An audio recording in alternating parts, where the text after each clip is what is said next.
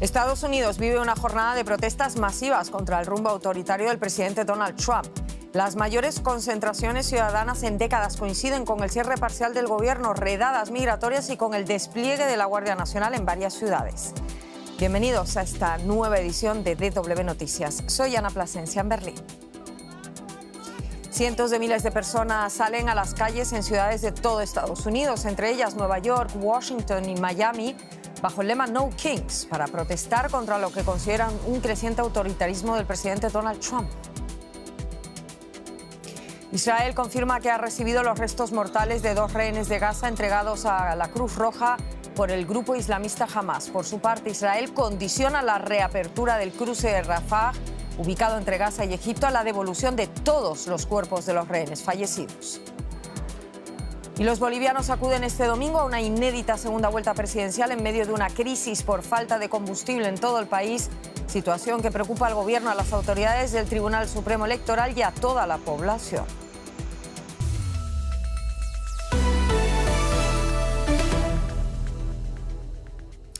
El movimiento No Kings se echa de nuevo a las calles de Estados Unidos en una movilización masiva en ciudades de todo el país contra las políticas del gobierno de Donald Trump en materia de inmigración, educación y seguridad, que según los organizadores están empujando al país hacia la autocracia. Ya en junio, millones de personas salieron a las calles a protestar contra el presidente. Los principales dirigentes republicanos criticaron las manifestaciones. No queremos un rey, es lo que claman los manifestantes a lo largo de Estados Unidos. Más de 2.000 protestas en todo el país se realizaron bajo la bandera del movimiento No Kings. Los manifestantes afirman luchar contra el autoritarismo de Donald Trump. La política del mandatario contra los inmigrantes, la ola de despidos de trabajadores públicos, los ataques a la oposición, a los medios, a la justicia. La lista de las quejas de los manifestantes contra el presidente es larga.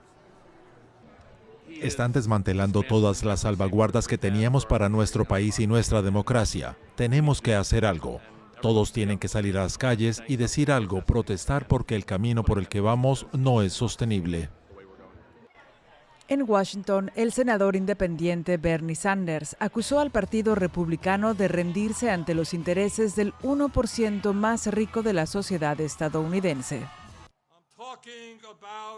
Estoy hablando de una clase multimillonaria que cree que tiene el derecho divino de gobernar y que no solo quiere gigantescas exenciones fiscales para ellos, sino que rechaza rendir cuentas sobre sus acciones o cualquier control sobre su poder.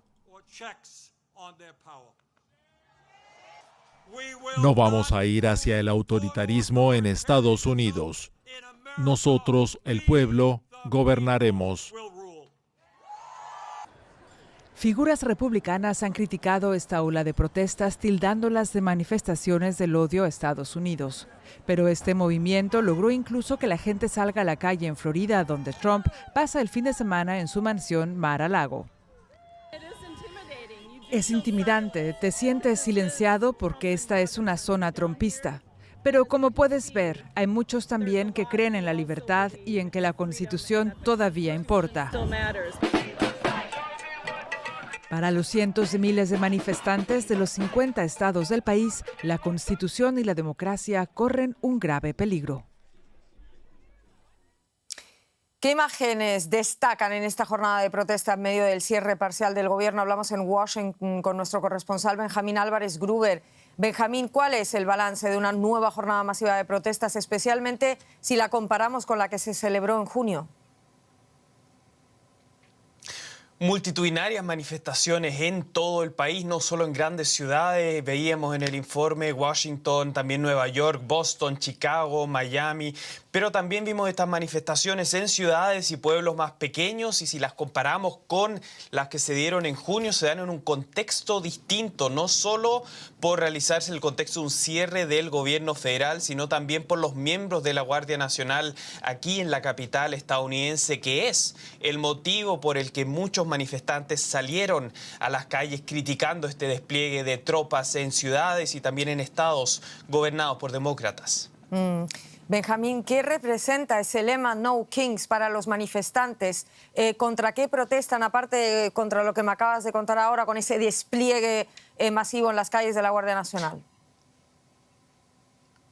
Los motivos y también las personas que salen a manifestarse, un grupo muy diverso. Algunos protestan contra las redadas masivas, otros contra los recortes federales, otros contra lo que llaman un gobierno cada vez más autoritario. Pero lo que llamó la atención es que muchos de los asistentes en el centro de la ciudad de Washington, aquí en la capital, hicieron referencia al nombre de esta manifestación, No Kings, no a los reyes, acusando al mandatario, acusando al presidente Trump de actuar más bien como un monarca y no como un político electo por la ciudadanía. Benjamín, ¿crees que se perciben estas manifestaciones como el inicio de una nueva ola de movilización ciudadana, teniendo en cuenta que se celebraron en junio ahora otra vez y que cada vez se están sumando a más manifestantes? Así es, se están sumando más manifestantes y esto que estamos viendo, que vimos en más de 2.500 ciudades grandes, ciudades pequeñas y también en lugares poblados que no serían inmediatamente definidos como bastiones demócratas, también en lugares donde el presidente Trump logró una alta aprobación también en los primeros meses del gobierno. Y si vemos este tono de los republicanos acusando a los manifestantes de ir a una manifestación antiestadounidense, es posible que eso también lleve a motivarlos más aún a mantener la presión y estas críticas contra la Casa Blanca, contra un gobierno que acusan de actuar cada vez de una forma más autoritaria. Protestas masivas contra el rumbo autoritario del presidente Donald Trump, dicen en Estados Unidos. Nos lo cuenta Benjamín Álvarez Gruber en Washington. Muchísimas gracias. Cambiamos de tema. Nos llegan novedades desde Gaza. El ejército de Israel confirmó la entrega por parte de Hamás de otros 2 cadáveres de rehenes israelíes. Horas antes, el primer ministro Benjamín Netanyahu había condicionado la apertura del paso fronterizo de Rafah. Es un paso fronterizo ubicado entre Gaza y Egipto, a la devolución de todos los cuerpos de los rehenes fallecidos que siguen en la franja. El grupo islamista Hamás, considerado terrorista por Estados Unidos y la Unión Europea, afirma por su parte que el cierre de ese paso de Rafah está retrasando las devoluciones. Este sábado la embajada palestina, recordemos, en El Cairo, había anunciado que se abriría ese paso el lunes, pero de momento, lo dicho, permanecerá cerrado hasta nuevo aviso, dice el primer ministro Benjamín Netanyahu. Su apertura ha sido hasta ahora uno de los reclamos más insistentes de las organizaciones internacionales para poder hacer llegar insumos a la franja de Gaza, pero también para poder evacuar a los enfermos con necesidad de atención médica urgente. Conectamos en Tel Aviv con Maya Siminovich. Maya, el primer ministro israelí Benjamín Netanyahu se ha vuelto a pronunciar sobre sus condiciones para que termine la guerra en Gaza. Cuéntame más. Hola Ana, efectivamente esta tarde-noche ha dado una entrevista al único canal con el que se entrevista en Israel, que es el canal 14. Netanyahu solo da entrevistas, como digo, a este canal y a canales extranjeros de Estados Unidos, y ha dicho que las condiciones para que termine la guerra es la devolución de todos los rehenes. No todos ellos están aquí. Recordemos que Hamás tiene a lo mejor 18, a lo mejor 16 rehenes, según se identifiquen estos 2 que llegan esta noche. La segunda condición es el desarme total de Hamás y, por lo tanto, de la franja de Gaza. No por lo tanto, pero el desarme de Hamás y el desarme ulterior de la franja de Gaza. También dijo que esto sería hecho por las buenas, como está escrito en los 20 puntos del acuerdo diseñado por la administración de Donald Trump, o por las malas, pero que se lograría. Así que este es el mensaje de Netanyahu de esta noche.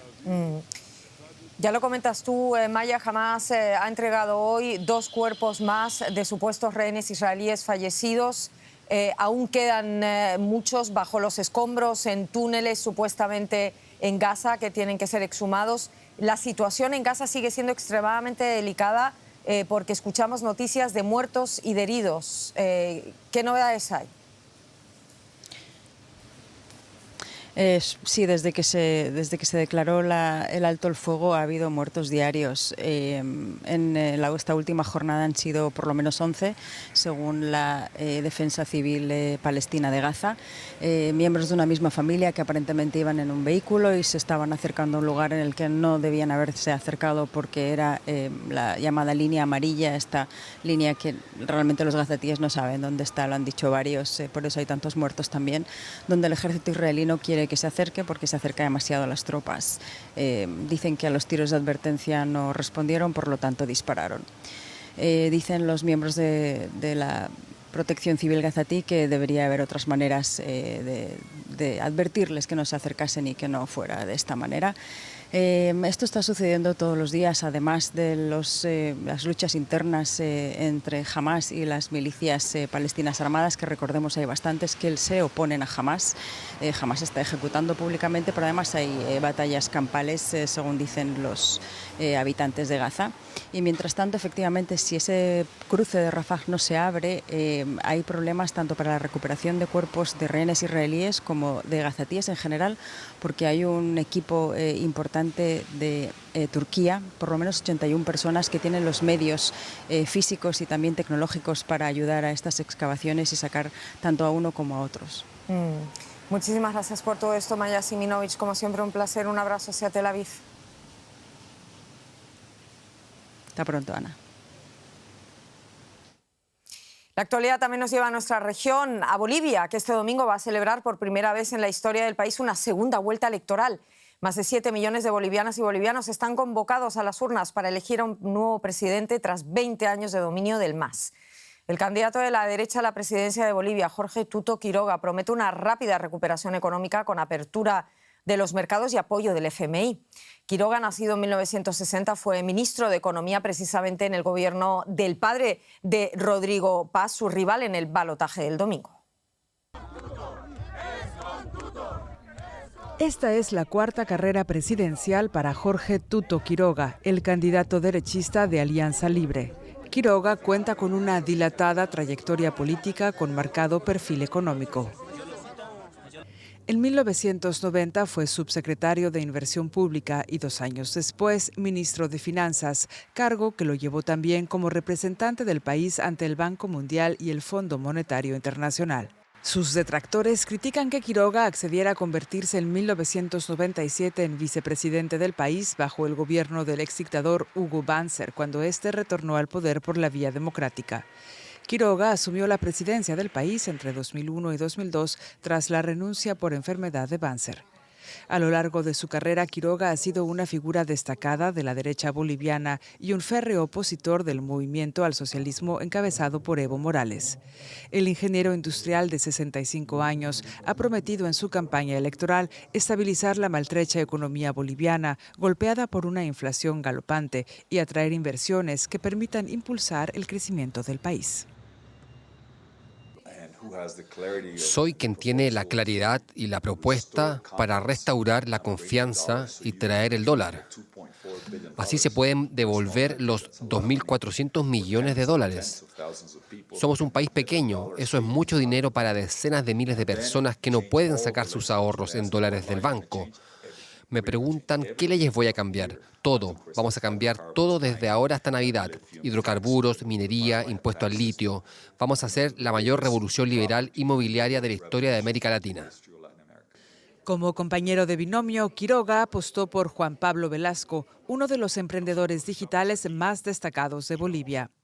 Quiroga aboga por un plan para la economía que pasa por eliminar el doble impuesto a la inversión extranjera, la apertura sin restricciones a la importación de combustibles y, a diferencia de su contrincante Rodrigo Paz, endeudarse con organismos internacionales como el Fondo Monetario Internacional para impulsar las reformas en el país. Y aquí en DW cubriremos esa segunda vuelta en Bolivia, ¿cómo no? Pasamos a otras noticias internacionales que también queremos destacar. El presidente estadounidense Donald Trump anunció que repatriará a Colombia y Ecuador a los 2 sobrevivientes del ataque a una supuesta embarcación narco que navegaba en aguas internacionales cerca de Venezuela el jueves. Según el mandatario, la nave estaba cargada de fentanilo y agregó que el ataque del Comando Sur norteamericano dejó un saldo de 2 muertos. Un accidente de autobús en el estado brasileño de Pernambuco ha causado al menos 17 muertos. El siniestro tuvo lugar en una autovía federal cuando el conductor perdió el control del vehículo, invadió el carril contrario y chocó con unas rocas en el margen de la vía. Según el conductor, un fallo de frenos fue lo que provocó el accidente. De momento nada más, vamos actualizando contenidos. Se saben, también estamos en nuestra página dw.com y en redes sociales. Buen fin de semana para todos.